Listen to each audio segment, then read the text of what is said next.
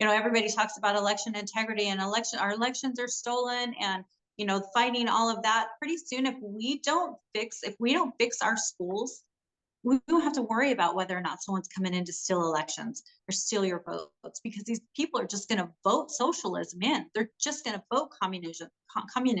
Yeah, in the East Valley, in the Mesa, Gilbert, Chandler area, over in that area, it's the East Valley School. Well, luckily for us, we were ahead of it. I had the majority. I knew we had to get the majority elected in order to get anything done. So that was part of the process at the beginning. We were fortunate that we all got in there, but we had to plan everything before the election, because if you talk after the election, now you're violating open meeting laws. So we had to make sure everything was in place and then come together as a board, months later after the election. Okay, so hold on. Let me clarify something. So, so you worked with a coalition of people that all strategically planned before you decided to run, that you wanted to make these specific changes. We were getting corruption, political corruption out of the school. The superintendent was hiring legislators and paying them as teachers, senators, and they didn't have teaching certifications, and they were just getting a paycheck. This superintendent would hire administrators, and whoever she wanted to get rid of, she would have these administrators change teacher evaluations and just anything she could. Like, it was very dirty, very corrupt. The school board meetings, none of them were ever recorded. There was no call to the public. There was no salary schedule. There was no organizational chart. It was just whatever she wanted to do, she did. That board was just rubber stamping everything. And it was just a free for all. And I just, teaching there for long enough, I watched too many good people go.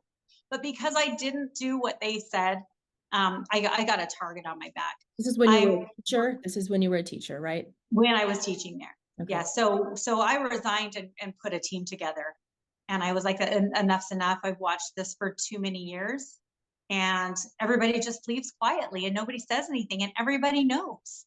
And I didn't leave quiet. I left loud, and then I put a team together and we got elected. And then we came in and we cleaned that part of corruption completely out. That superintendent, we just called for a formal investigation, the second meeting. And she never came back. Like, I still, to this day, that was 2019, she moved to Mexico.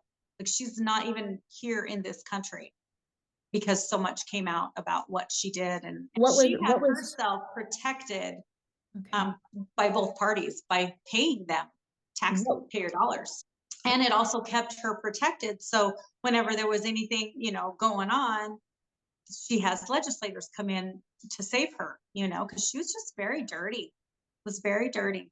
But we got in there and uncovered all of it very quickly, very quickly. We got in January. She was suspended the third week of January, never came back.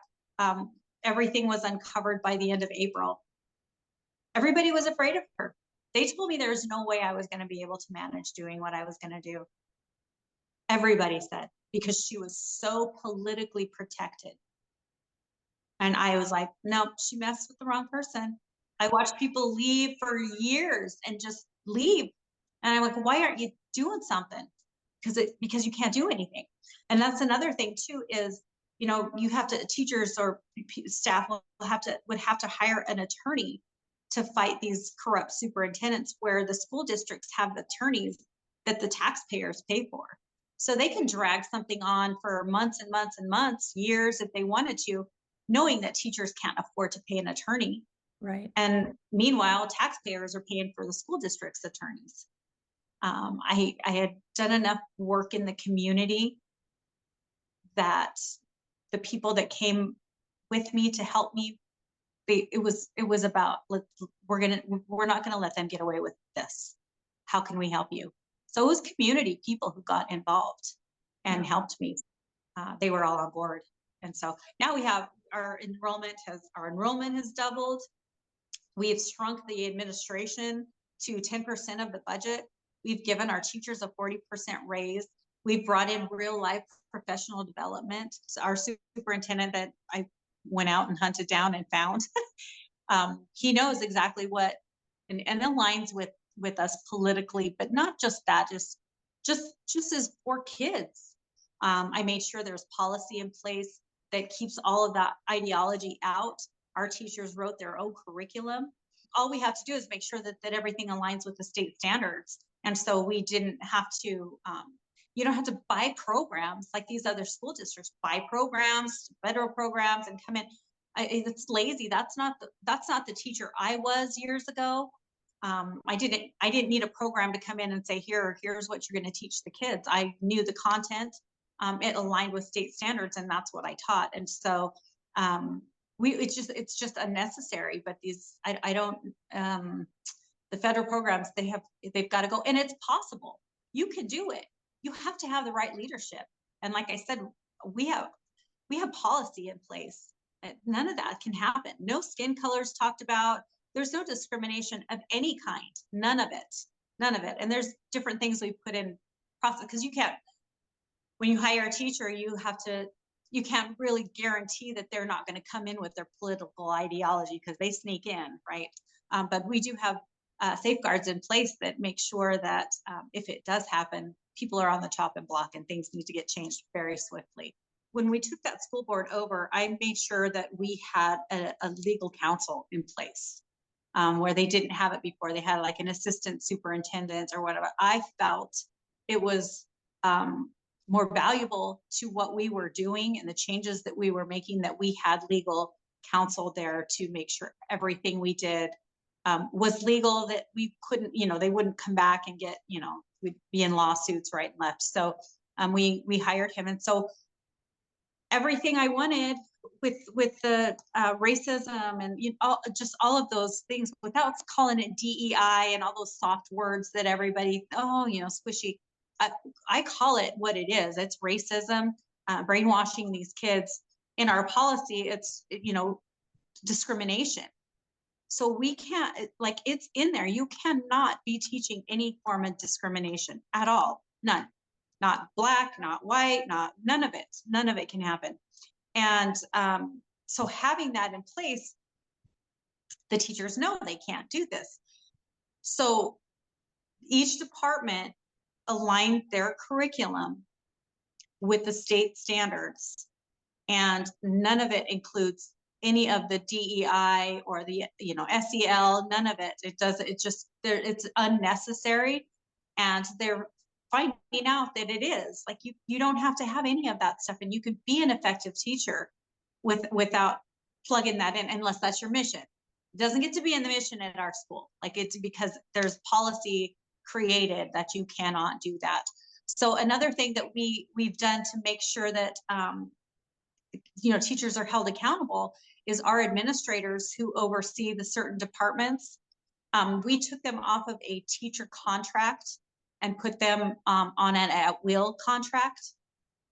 So if there's a teacher that is doing anything that's not following policy, they all have to be on a needs improvement plan. So they get to be on, okay, this is how you're going to improve. This is what you're going to do. And they get lots of chances. That's the teacher contracts. That's what they get in Arizona. I'm sure a lot of states have that, but our administrators are at will. So if the teachers aren't doing what they're supposed to do, and these administrators aren't holding them accountable, they know they're the ones in trouble. They're the ones that are going to have to answer for it, either, being right down to being able to be fired immediately if they can't make sure it happens. So those are things that sounds harsh.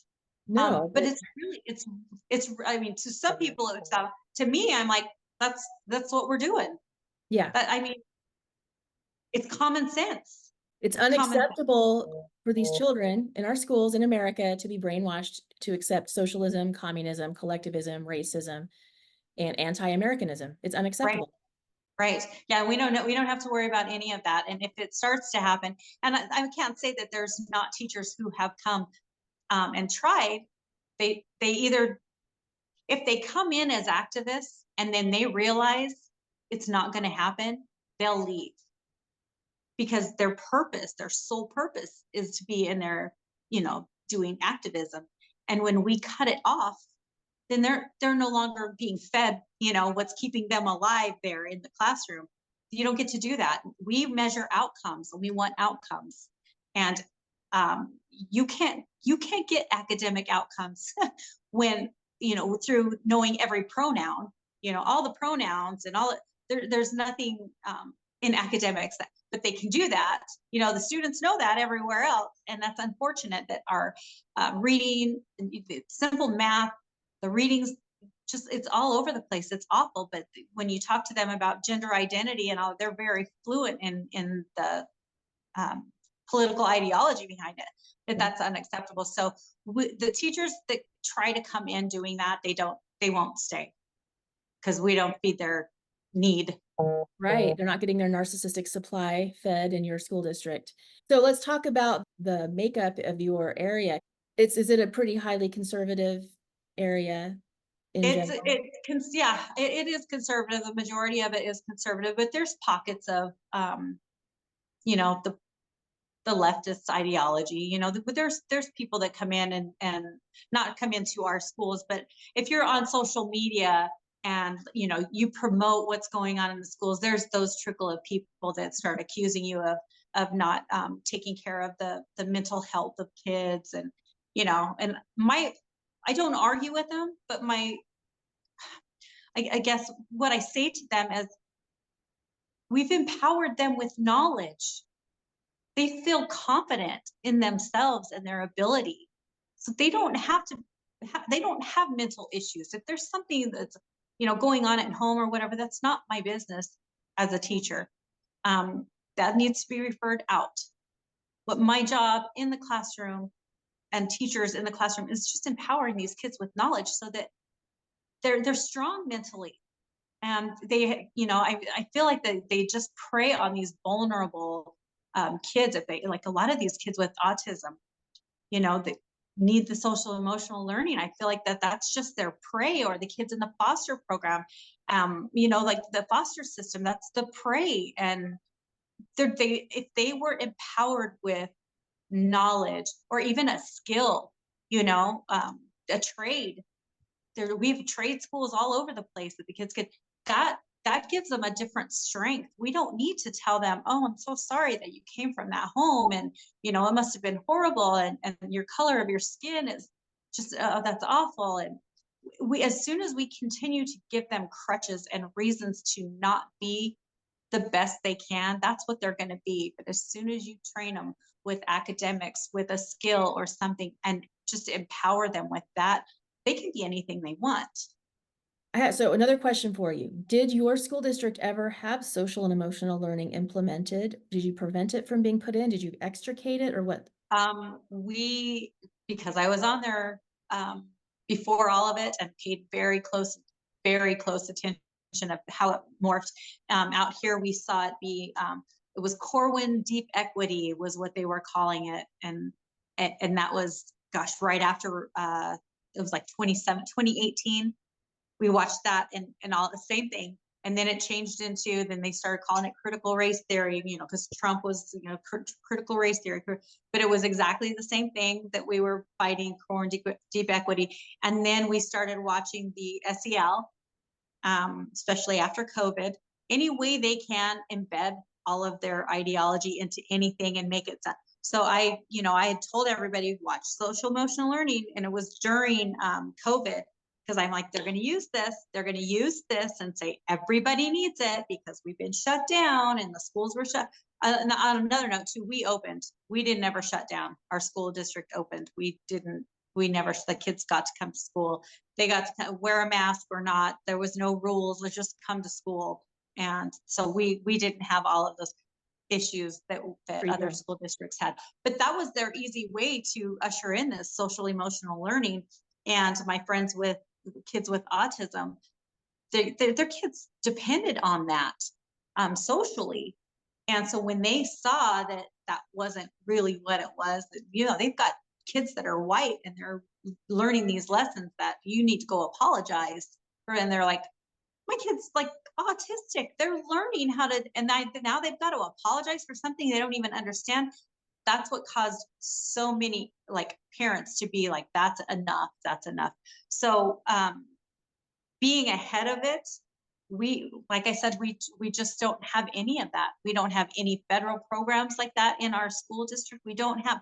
So when I say it's possible to happen, and you can still take care of your teachers, because I know a lot of these school districts think they need to have these federal programs so that they can pay teachers and they can, you know, no, you just have to be good stewards with your money, with your tax dollars, spend it properly. And the more of that, the more programs you have in, the more programs you have to keep bringing in. You know, it's just focus, like focus on what we're supposed to be doing for kids. Have you seen the academics of, well, and look, I realize that your school district is probably wealthier and more conservative than most, so it probably has higher academic outcomes than a lot of other places anyways, but have you looked and seen that you know your school district did not implement all of these different Marxist things? Our school district has a 98% graduation rate.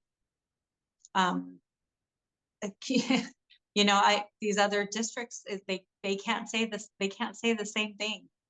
And that's another reason too, like running for this seat. I will provide all of the tools that these school boards would need, because I've used it. We've implemented it in the school district and it works. It works quickly. And so if we can take over these school boards and I can win this seat, I don't have to go and research what's going to work and what's not. I'll have it for them. Because it's not that difficult. We get government out of the way. And I know that's with just about everything. If we get the right people in place, it won't take very long and the outcomes can change very quickly. It would take very dedicated teachers who are there to teach, and not put their activism ahead of everything else.